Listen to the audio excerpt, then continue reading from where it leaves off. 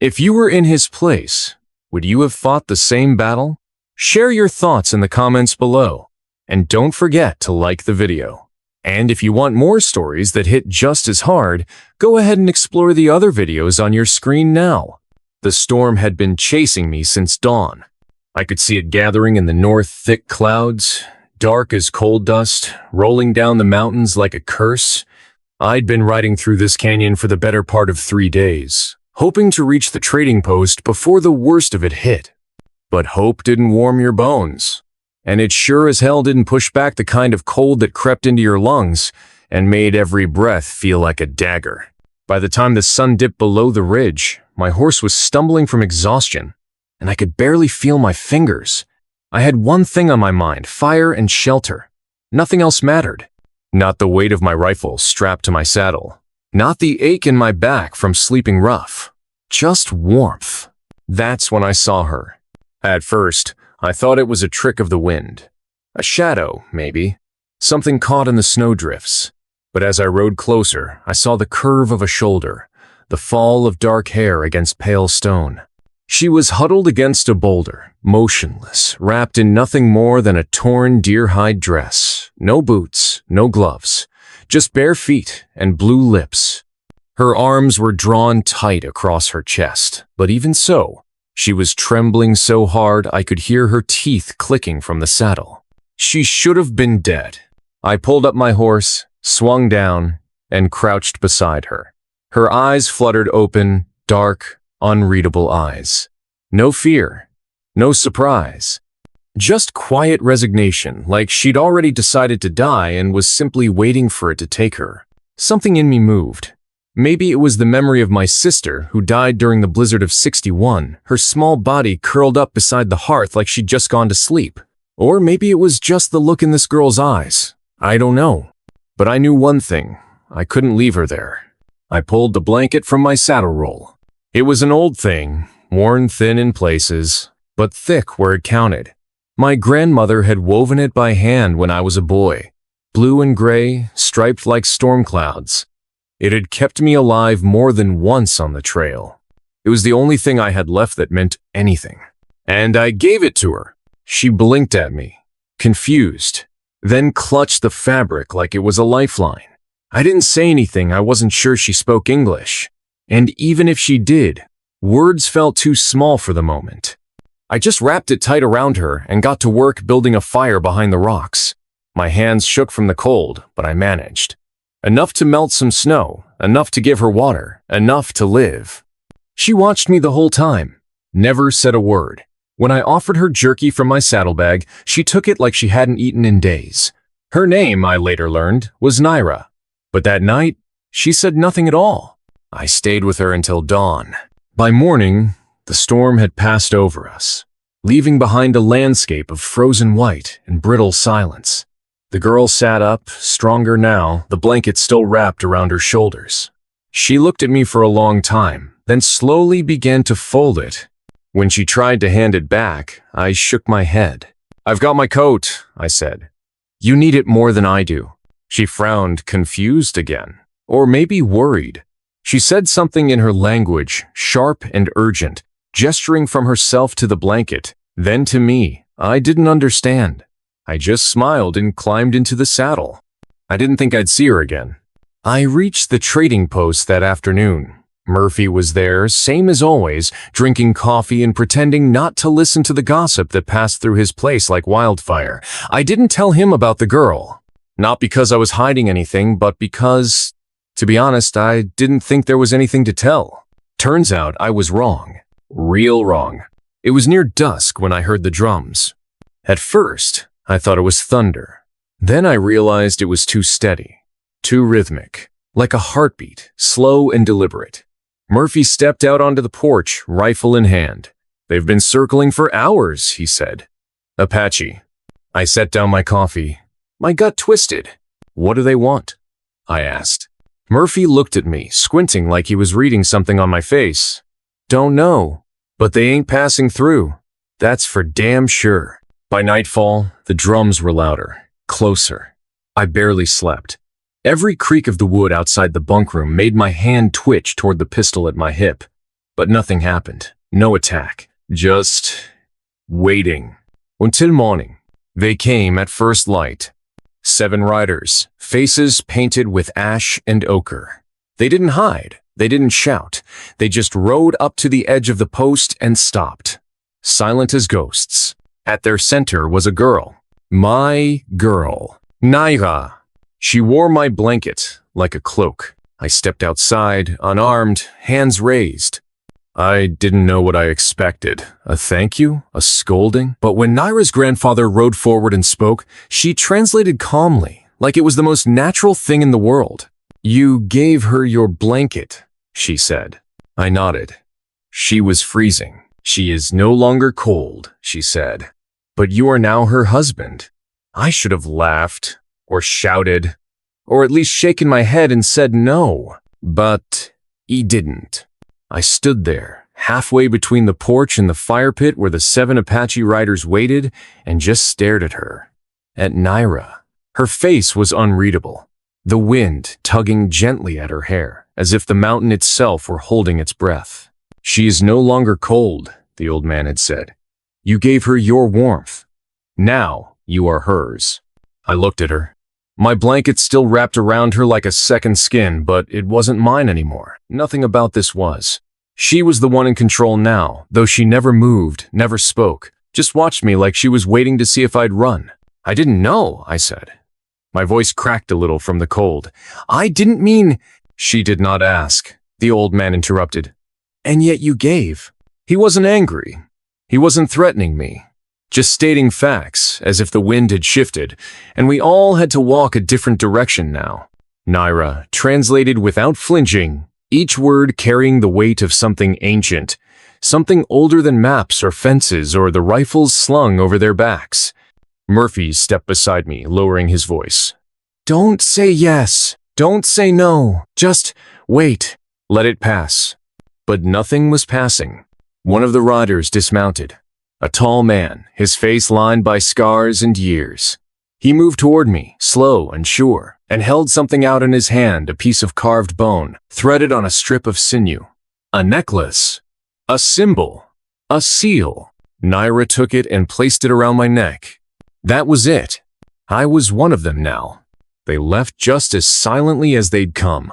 No celebration, no threat. Just a shift in the wind and 7 riders vanishing into the timberline.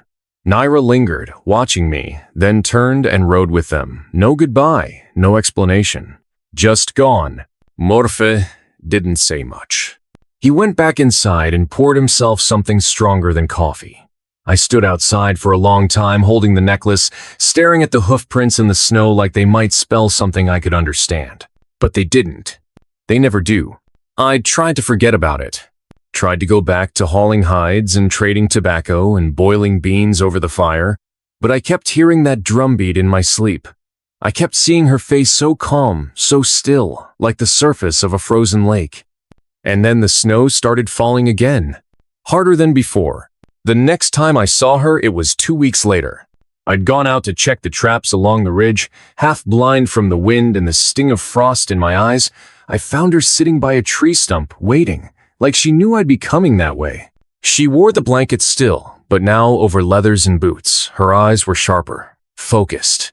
When I slid off my horse, she didn't rise, just patted the snow beside her. Sit, she said. Her English was slow, careful. I sat. We didn't talk for a while, just listened to the wind and the sound of the forest creaking under the weight of ice. Then she looked at me. You think we make mistake? I blinked. I don't know what we made. She smiled, but it wasn't amusement. It was sad, almost tired. Not mistake, she said, but choice. I wanted to ask her why me? Why now? Why this? Instead, I asked, what does it mean? What happens now? She paused for a long moment, her fingers toying with a strand of her hair as if she were weighing every word. Storm is coming, she said, big one, not snow, people. Fire, blood. I laughed. I shouldn't have. But I did. That's a hell of a wedding gift. She didn't smile. No joke, she said. My people. We break winter treaty. Your people come. Many die. I stopped breathing. Not because I didn't believe her, but because I did. That night, I rode back with her to the edge of their camp. Not inside. Not yet. There were too many eyes watching me. Too many hands resting near knives. I felt like a trespasser in my own story. Like I'd wandered onto the wrong page and couldn't find the way out. But Naira sat beside me at the fire and told me things no white man had ever heard. About a war brewing beyond the mountains. About soldiers cutting trails through sacred land. About a boy her people had buried. After the last snow, a boy who looked like her brother, who'd been killed by men with stars on their coats. And about me. The spirits say you are between paths, she whispered. Not of us.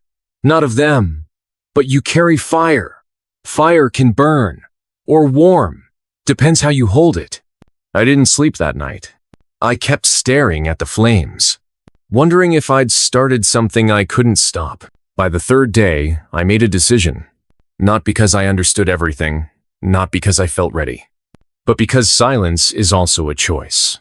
And I'd made that mistake before with my sister, with my father, with every trail I'd turned away from when things got hard.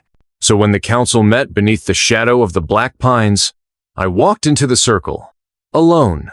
Some of them spat. Others turned away. But the old man, Naira's grandfather, nodded once. You come, he said. That is step. I stood tall. Then tell me what the next one is. The fire cracked between us as if it were trying to speak in my place. I didn't know what to say, and I sure as hell didn't know what she wanted to hear. Naira just sat there, back straight, eyes fixed ahead, not at me, not at the trees, not at the fire, just ahead, like she was listening for something coming from beyond the mountains.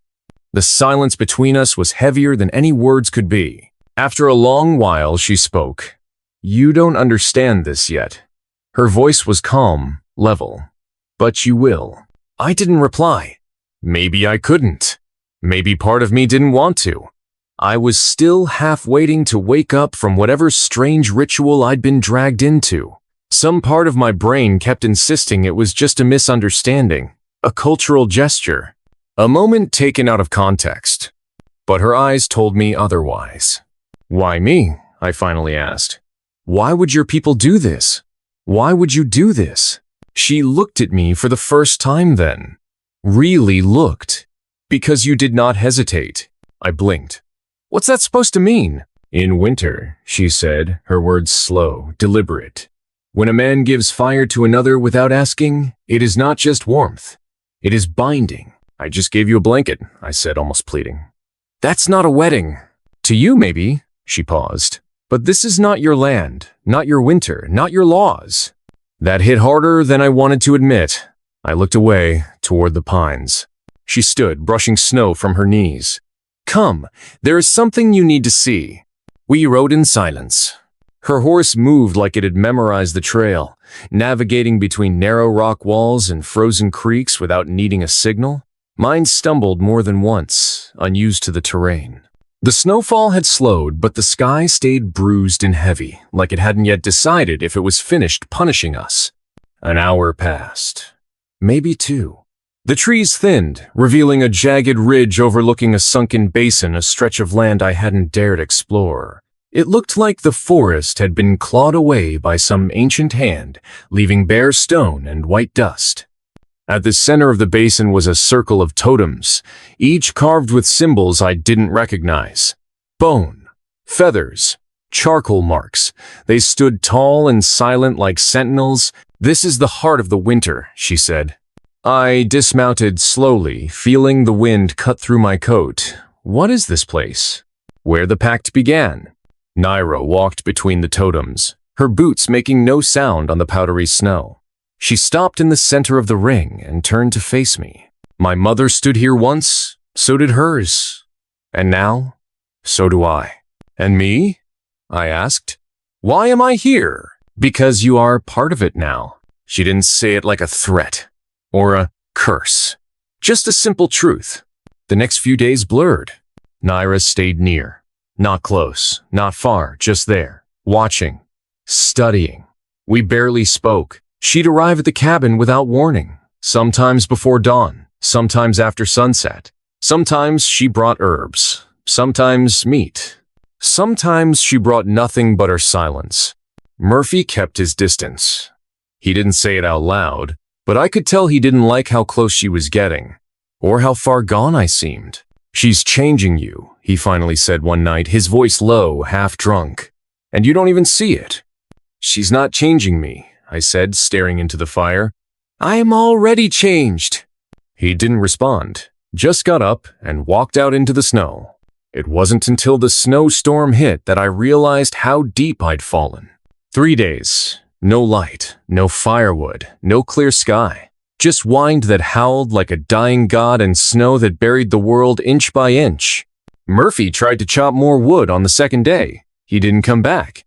We found him on the third, half buried, axe still in his hand. Naira said nothing, just helped me dig him out and carried him, limb by frozen limb, into the cabin. We wrapped him in hide. We didn't cry. There was no time. The fourth day, she handed me a flint and said, "We go." "Go where?" "To the High Valley."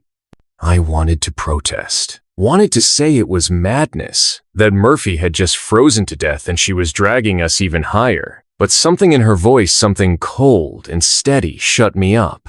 We packed what we could. Blankets, jerky, salt, the fire necklace she'd placed around my neck weeks ago. I didn't even think to ask what it meant anymore. I just wore it. We moved through snow up to our knees, climbing past the tree line into places where even the birds had stopped flying. We reached a narrow cave by dusk. She lit a fire without words and placed stones in a pattern around it. I watched, shivering. "What are you doing?" I finally asked. "Calling them." "Calling who?" She looked at me. "Those who remember." That night, I dreamed of things that should not exist. Shapes in the snow, eyes in the darkness, voices beneath the ice. And in every dream, Naira stood at the center, unmoving, untouched, a silhouette of fire and shadow. When I woke, the fire was out. And we were not alone. I should have turned back when I saw the footprints. They weren't ours. That much was clear. Not mine. Not Naira's. Not Murphy's. He was gone now, buried deep in the quiet snow below our cabin, a place I hadn't dared revisit. These tracks were old, deep, spaced too evenly, and barefoot. The cold bit into my face as I crouched to study the marks. Someone or something had passed this way long before us. But who? And why did the sensation prick the back of my neck with dread? Naira stood behind me, shivering, her eyes wide and searching the shadows. I'd grown used to her silent strength over these past few weeks, but even she looked rattled now. The snow had stopped falling hours ago, but the mountains still held a heavy silence, as if the world itself was holding its breath. "We're not alone," I said, voice low and steady, though my insides churned with unease. The wind moaned faintly through the pines, carrying with it a smell I couldn't place. Smoke? Or something fouler? We'd survived the brutal climb, the biting cold, and the hostility of a people who barely trusted me. But this was something else entirely. The wilds had teeth. We moved cautiously back toward the cabin, every crunch of snow underfoot echoing like a gunshot in the stillness. Naira glanced at me, the blanket I'd wrapped around her shoulders fluttering slightly in the breeze. "You think it's them?" she whispered, meaning the raiders. The warriors who would have no mercy, who saw every outsider as an enemy. I didn't answer right away. The truth was, I wasn't sure. The tracks were too neat, too deliberate, like something or someone watching, waiting. Inside the cabin, the fire had died down to glowing embers. I added more wood, the flames snapping to life and pushing back the dark. Naira sat close, pulling the blanket tighter as if it could shield her from what lay outside. That night, the dreams came in waves. I saw the eagle's fierce gaze, its talons ready to tear. I heard the riddle whispered in a tongue older than the mountains. I felt the weight of the bones, the final test pressing down on my heart. But most of all, I saw Ayana. Not the girl shivering in the snow, but the woman she had become in my mind. Fierce, proud, a flame burning steady in the cold. She was the reason I was here, the reason I'd face whatever came next. Morning came with a gray sky and a heavy silence. The village was stirring, but I stayed by the fire a little longer, letting the warmth seep into my bones. Naira was already outside, speaking softly with the elders. They looked at me with wary eyes, their expressions unreadable. I knew the trials weren't over. This was just the beginning of a longer path. One where every step forward might be met with resistance, and every choice could tip the balance between peace and war. But I was ready. Because this wasn't just about me anymore. It was about honor, about promise, about a bond woven tighter than the coldest winter's grip. And I was not going to break it. The air in the village was thick with tension as I stepped out of the cabin. The cold morning fog curled around the wooden lodges like ghosts of memories past. And every face I passed seemed to carry a story I wasn't meant to know, stories whispered in the language of glances and silence. Naira was nearby, her eyes fixed on the elders gathered around the fire pit, their hands weaving slow, deliberate signs that spoke of judgment and fate. I pulled my coat tighter, the fabric worn but stubborn against the chill. My fingers brushed against the empty place where my grandmother's blanket used to be a symbol now resting on Ayana's shoulders somewhere far away. A promise made in a future yet uncertain. The warmth of that wool felt distant, but the weight of responsibility pressed close. It was the day of the second trial, the test of wisdom. And as I walked to the center of the village, I could feel every pair of eyes piercing into my skin like arrows. I was a stranger in a land where tradition was law, and every misstep could ignite flames that might never be put out. Nalnish met me at the fire pit, his face carved with age and the sharpness of one who has borne the burdens of many decisions. In his hands, he held the ancestor stone, an artifact etched with cryptic symbols, an ancient puzzle guarding secrets older than I could imagine. The riddle of the ancestors, Ayana whispered beside me, her breath misting in the cold. Solve it before the fire dies, or you fail. The fire was roaring now, but I knew it wouldn't last long. The dry mountain pine burned fast, and time was a thief stealing my chance with every flicker. I studied the stone carefully. The carvings danced in the firelight, animals, spirals, geometric patterns. The language was foreign, but beneath the surface was a truth that transcended words. I remembered the eagle feather, the fierce protector, and the cliff's perilous climb. Strength alone was not enough. This was a trial of the mind, of understanding, and the only way forward was to find meaning where there seemed to be none. Hours passed like minutes as I traced the lines with my fingers. I thought of the cycles of nature seasons that turned like the wheels of fate, and the stories my mother once told me as a boy about survival and sacrifice. In the patterns, I saw the dance of life and death, the balance between taking and giving, the constant flow between hardship and hope. And then it came to me, the spiral at the center wasn't just a symbol, it was a path, a journey inward, reflecting the choices one must make when standing at the crossroads between past and future. I raised my voice steady and clear even as the fire sputtered toward its end. The symbols tell a story not just of seasons, but of man's relationship with the world. The bear is strength, the eagle is vision, the snake is renewal, and the shelter, the blanket, is protection and sacrifice. The riddle is not about knowing the symbols, but knowing what they mean to me and why I'm here. A hush fell over the gathered crowd. Nalnish's eyes gleamed as he nodded slowly, a sign of approval more profound than words. You have learned more than we expected, Ayana said softly. The second trial is complete, but the relief was brief. The final trial awaited the sacrifice of the heart. It was whispered among the villagers as a trial that no man could pass without surrendering something deeply personal.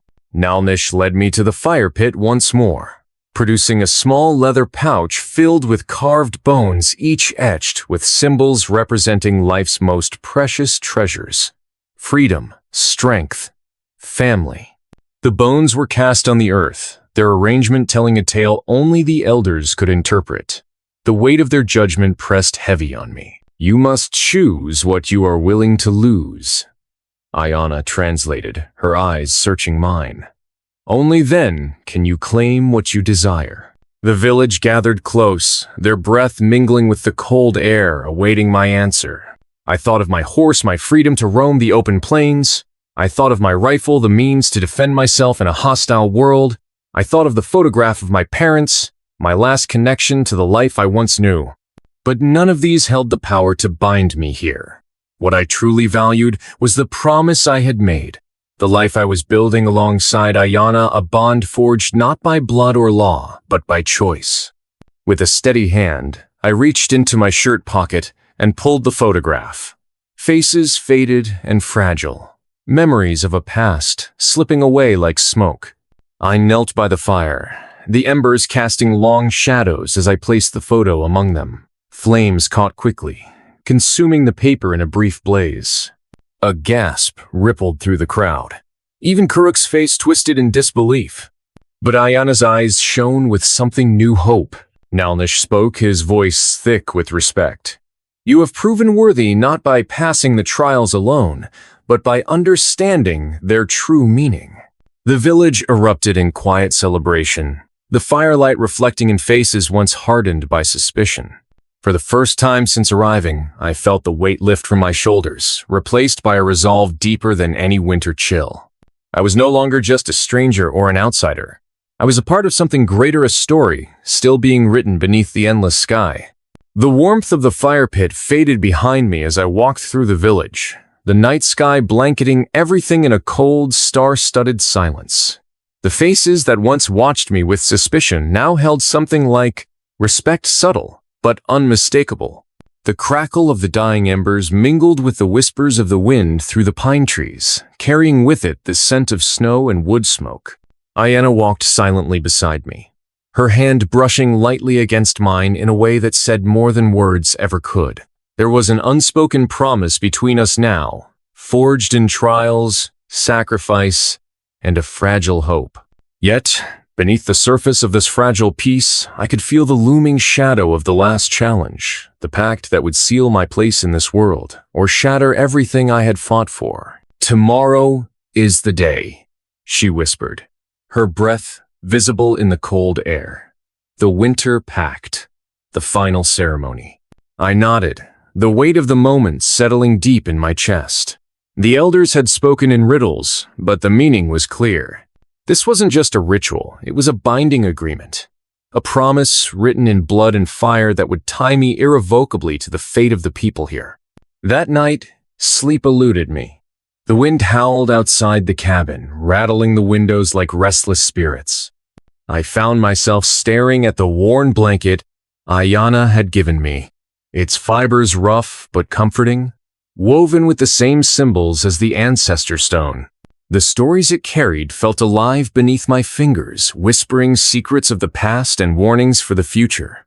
I thought of my life before the endless plains, the open skies, the freedom of the solitary rider. That freedom was now a memory, a fragile thread tethered to a place I had once feared but was beginning to understand. I wondered if I was ready to give it all up, the freedom, the solitude, the uncertain path for something more.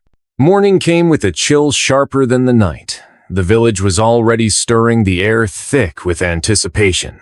Men and women gathered at the edge of the frozen lake, their breath rising in clouds that quickly vanished into the cold. The elders were waiting, their faces grave beneath fur-lined hoods. Nalnish stepped forward, holding a carved wooden staff crowned with a single eagle feather, the symbol of vision, courage, and the spirit's flight. He raised it high, his voice steady and clear. "Today, we bind the past to the future." The Winter Pact is not just a promise, it is a life given in trust, a heart offered in union. Are you prepared to give yourself fully, without reservation? I swallowed hard, the words hanging heavy in the frozen air. My gaze found Ayana's, and in her eyes, I saw the strength of 1,000 winters and the warmth of a summer sun. I answered. The crowd nodded, a low murmur of approval echoing through the trees.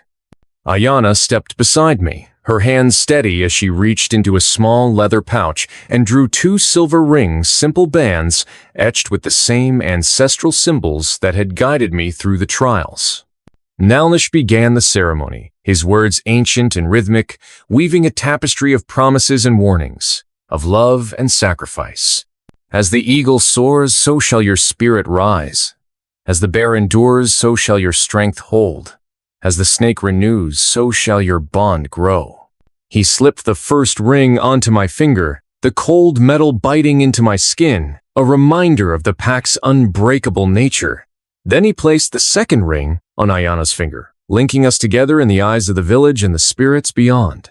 The final step required me to drink from a carved wooden bowl filled with bitter herbs, an ancient symbol of acceptance and transformation. The taste was sharp, burning my throat, but as the warmth spread through me, I felt the last of my doubts fall away. The villagers cheered softly, their voices a blend of relief and celebration. I was no longer a stranger. I was one of them.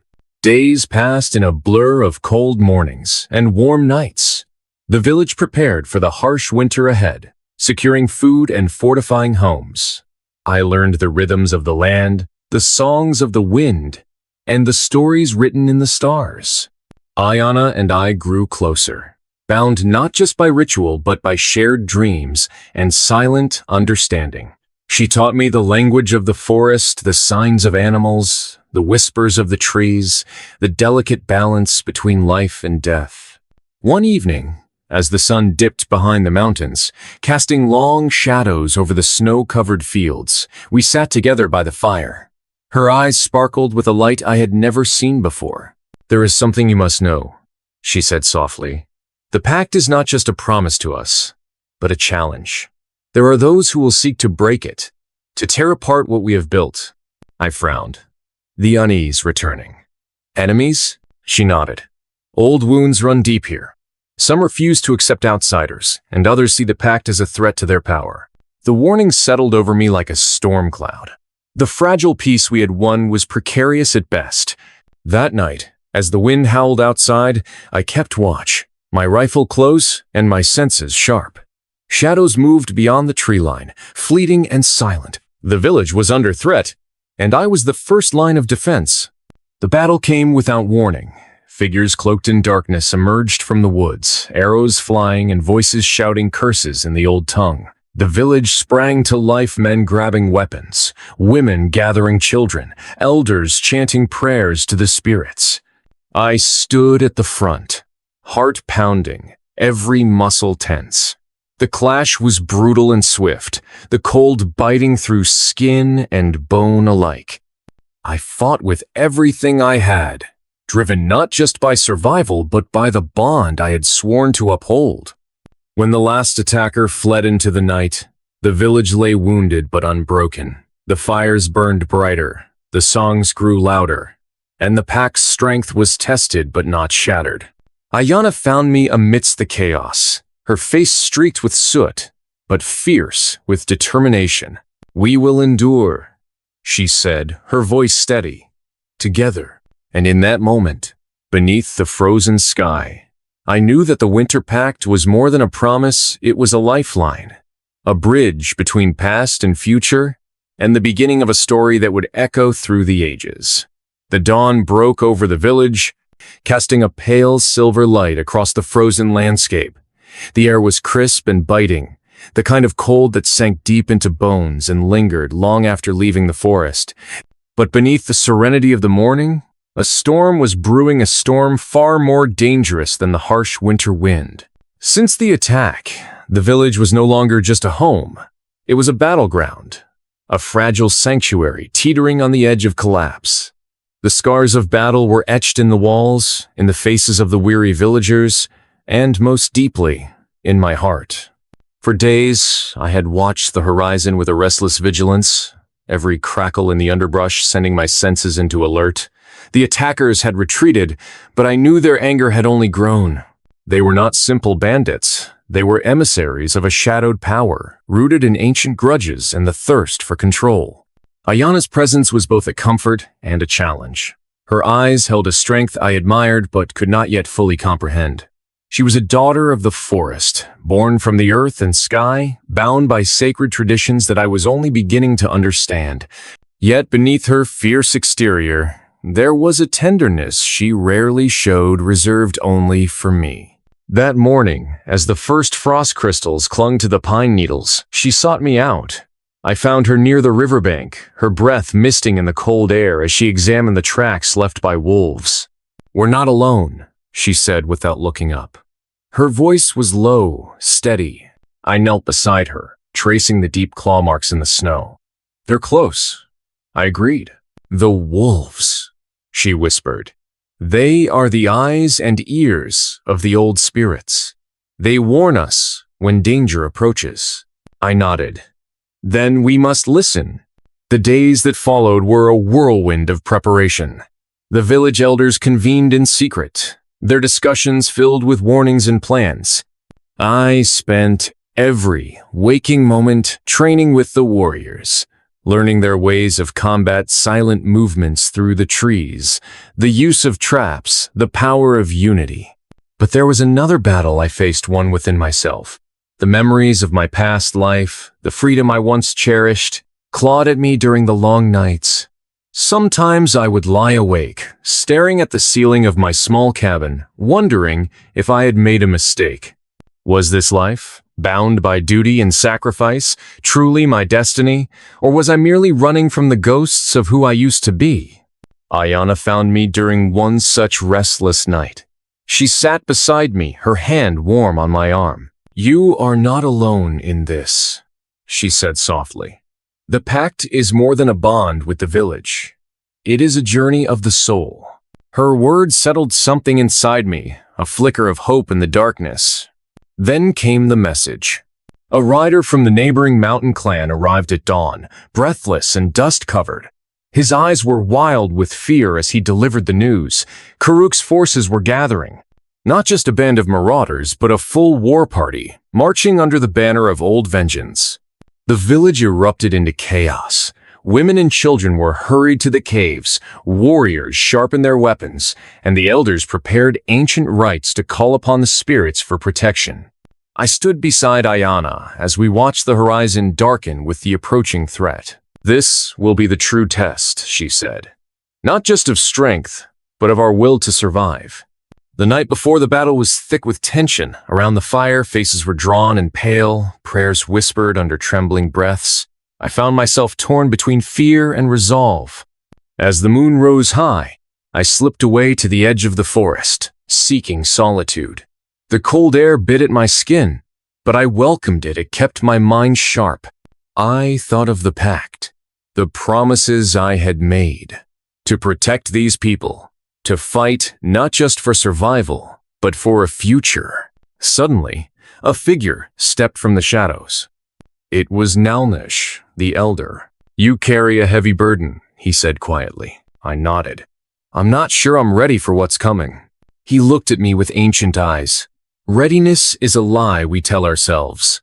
Courage is acting despite the fear." His words struck a chord deep within me. "You must know this," he continued. "The pact is not just about fighting enemies outside.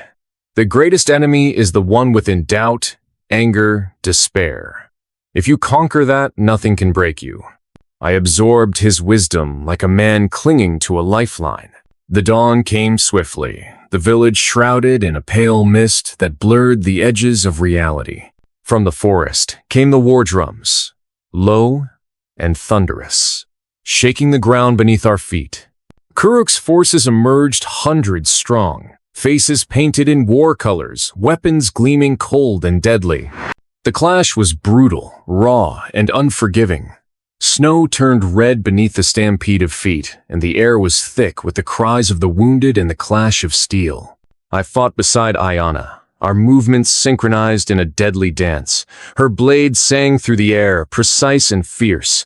I fired my rifle, every shot a prayer, every breath a promise. But as the battle raged, a shadow fell across the field. Karuk himself rode forward, a mountain of a man, eyes blazing with fury.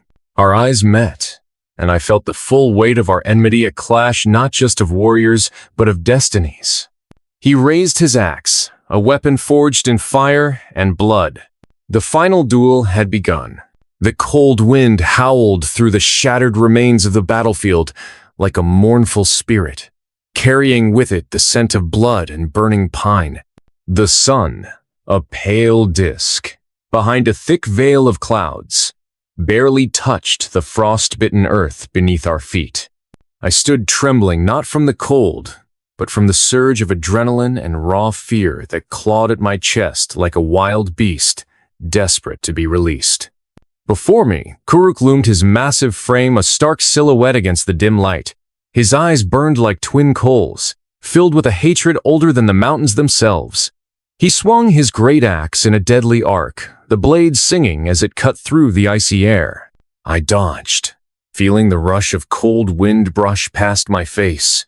The ground beneath us cracked and shifted, fractured by the violence of our battle. Around us, the remnants of the war scattered. Broken weapons, fallen warriors, the anguished cries of those who still lived echoing faintly through the winter air. Ayana's voice called out from the side, sharp and urgent. "Watch his left! He favors his right swing!" I twisted just in time to parry another blow, the force of the impact nearly knocking me back. It had been a week since the battle. The village was rebuilding slowly. Those who had fled the mountains returned in cautious waves. Children ran between tents and smokehouses again. Yet beneath every gesture, every laugh, lay a tautness like a bowstring pulled tight, but never released. Then the dreams began. At first, I thought they were the product of my injuries. Fever dreams, maybe. The wound Kuruk gave me had healed slower than expected. But these weren't dreams. They were something older, colder, more real than anything I'd ever known. I saw a cave in the mountains so deep the sun had never touched it. Ice that pulsed with a heartbeat, shadows that moved on their own, and voices, always voices, whispering in a language I couldn't speak but somehow understood. You opened the gate. You spilled the blood. Now, you finish what you began. I woke, gasping, my skin slick with sweat despite the cold. Ayana watched me, eyes rimmed with fatigue. You saw it again, she said, not asking. Knowing? I nodded. We need to go, she added, before it wakes fully. That's when I realized Kuruk hadn't acted alone. He was a servant, a vessel. And the thing he served, the thing bound beneath the mountain, had felt his death like a broken chain feels its snapped link. It was stirring.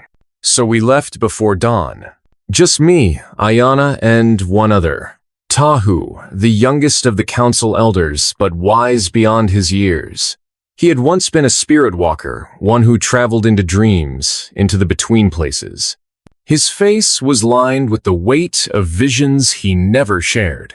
He carried no weapon, just a satchel of herbs and bone charms, and a crooked walking stick etched with glyphs I dared not ask about. We traveled light. No horses, no torches. Just snowshoes and silence. The journey took 2 days. The mountain was not far, but the path twisted, veiled in illusions. At one point, we walked in circles for hours before realizing we'd passed the same dead elk 4 times. It wasn't just the terrain. The mountain was defending itself. On the 3rd night, we reached the threshold.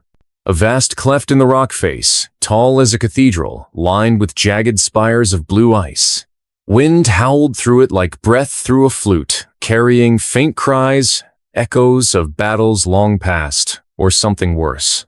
Tahu stopped and sprinkled a circle of white ash at the entrance. This place remembers, he said, and it hates. We stepped through. The temperature dropped instantly.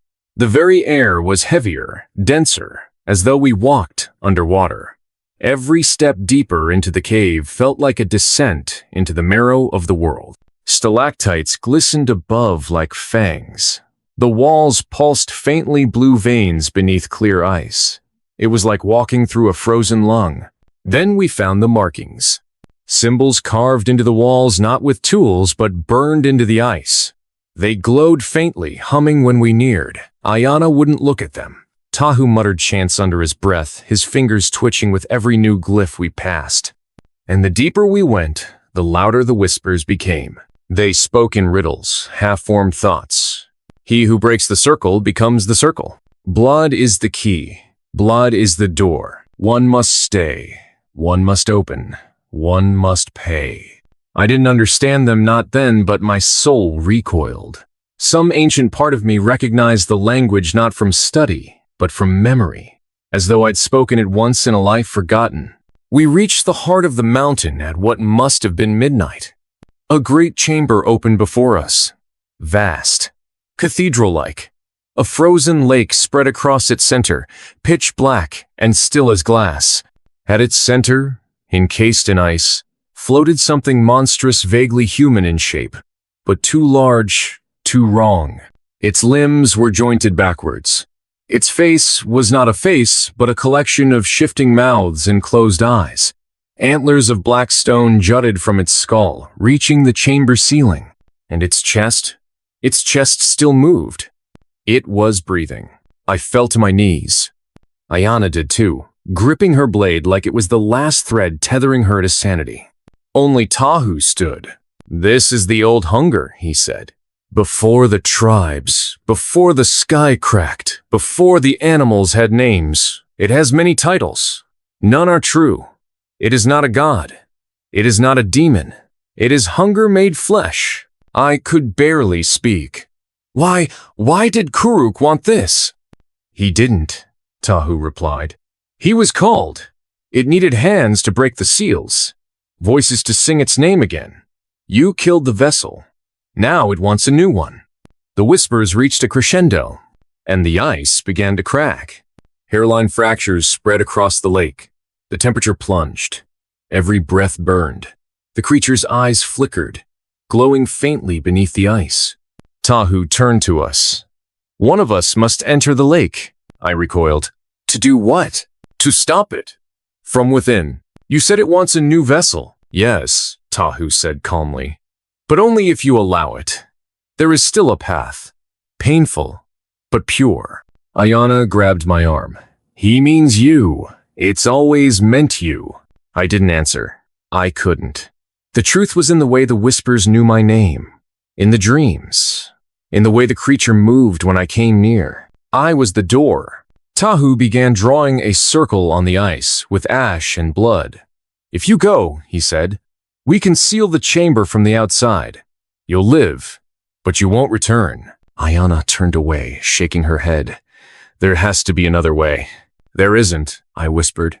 I stepped toward the lake. My reflection rippled, distorted. My face shifted in the ice. For a heartbeat, I saw someone else looking back at me. A version of myself twisted by power, eyes glowing, flesh marked with runes. A king of nothing ruling over frost and bone. I looked back at Ayana, at Tahu, at the fire I once called home. "I'll go," I said. Ayana grabbed my hand. "Then I go too." "No." I touched her cheek. "You have to finish this. You have to tell them. Raise the new guard. Keep them safe." She didn't cry. Her strength was in her silence. She nodded, lips pressed into a hard line. I stepped into the lake. The cold wasn't pain. It was erasure, like being peeled back, layer by layer. The whispers screamed now, trying to overwhelm me. But I remembered her face. Ayana. I held to it like an anchor. As I reached the center, just above the sleeping god thing, the ice gave way. And I fell. They say the soul leaves the body like smoke, rises from a dying fire. But that's not true. Not here. Not beneath this mountain.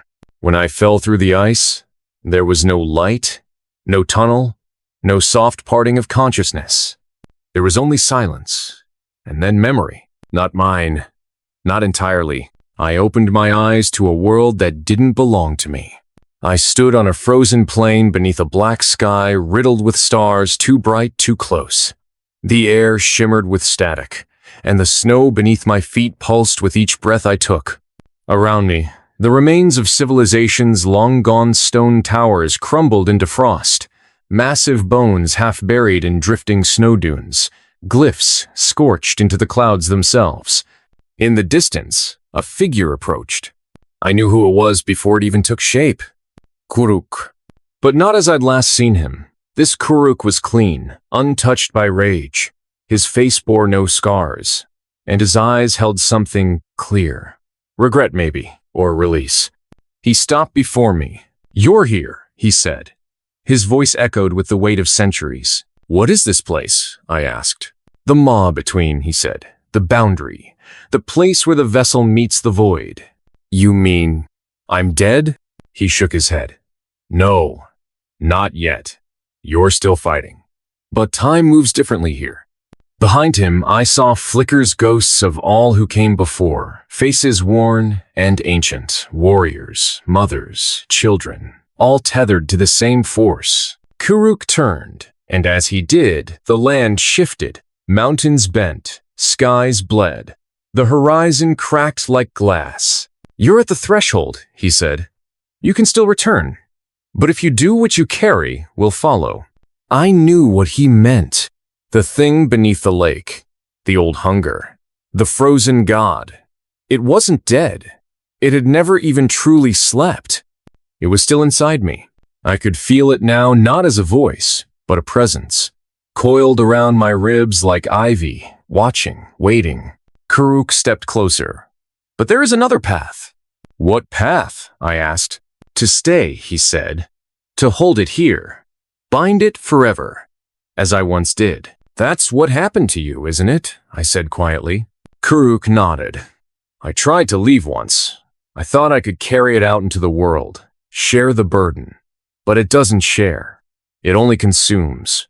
He looked away. And I became a doorway. I understood then. The cave wasn't a prison, it was a dam. And every soul who entered it thinking they could conquer the darkness only ended up becoming part of its lock. Kuruk had failed. But he had tried. And now it was my turn. I looked down at my hands. They glowed faintly with the same runes I'd seen on the walls. I hadn't carved them. They'd grown there, as though my very flesh was learning a new alphabet. Behind me, the earth shook. I turned. The thing was waking, not in the ice. Inside me, my heart pulsed once, and my vision went white. I came to on the edge of the lake. Ayana's face hovered over me, tear-streaked and fierce. "You're alive," she whispered. But she looked scared. Tahu stood behind her, eyes wide. He held his staff like a weapon, and for the first time I saw fear in his soul. "What happened?" I croaked. Ayana didn't answer. Instead, she helped me sit, and that's when I saw the reflection in the ice. It wasn't mine. Or maybe it was. A future version. Eyes like dying stars. Skin laced with black veins. My voice was still mine, but deeper. Slower, the air around me crackled. "The seal is broken," Tahu said. "Not fully, but enough." I stood, trembling. "It's inside you now," he said. "It'll follow you. Feed on your grief, your rage, your love." I turned to Ayana. She met my gaze with something stronger than fear. "Resolve." "What do we do?" I asked. She lifted my hand and placed something cold in my palm. "Kurukspendan." "The tribes will come," she said. "They'll see your face, hear your voice. They'll call you king, or god, or monster." She tightened her grip. "You have to decide what they'll remember." We walked out of that cave like ghosts. The storm was waiting. Winds howled. Lightning struck snow. Trees split in half. But we walked straight through it untouched. People say they saw us from the valley below, three shadows against the lightless sky, one of them glowing. News spread fast. The mountain burned that night. Ice cracked for miles. A sound like the world being torn apart echoed for hours. But no one dared climb it again. And we never told them what we saw. Months passed. The villages united under one banner. The tribes, once scattered, began to speak again. Trade resumed. Borders vanished. But with peace came fear. They feared me. I couldn't blame them. I'd stopped sleeping. When I closed my eyes, I saw futures that hadn't yet happened. Cities drowned in ice. Armies of frost-bound warriors marching under my name. One morning, I woke to find my hand wrapped in frost, my breath misting even in summer. Tahu approached me with the final truth. You have to leave. I know, I whispered. He gave me a journal. In it, the history of the frozen god. How it came to be, how it passed from host to host, and how, maybe, it could be stopped. I'll take it far from here, I said. As far as I can. Don't run from it, he replied. Guide it. Use its hunger to find what must be destroyed. And when the time comes, choose someone better. I said goodbye to Ayana at the edge of the forest. She didn't cry. Neither did I. We kissed once, and then I turned away. It's been years now. I wander the northern wastes. I've seen empires fall and tyrants shatter. I've burned things that shouldn't exist, and spared those who begged for death. The hunger inside me remains, but I've learned to starve it.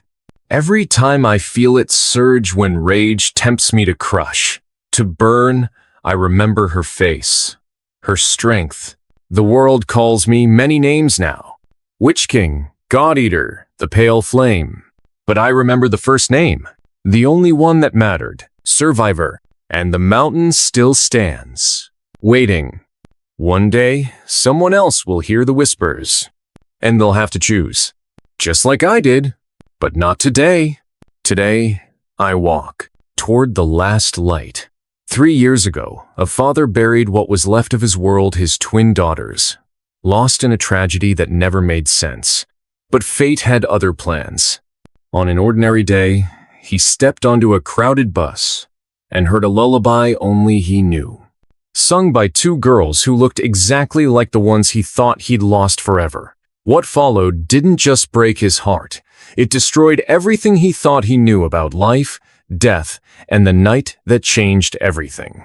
Let us know where you're watching from in the comments below, and if you enjoy stories like this, don't forget to subscribe. Now, enjoy the story.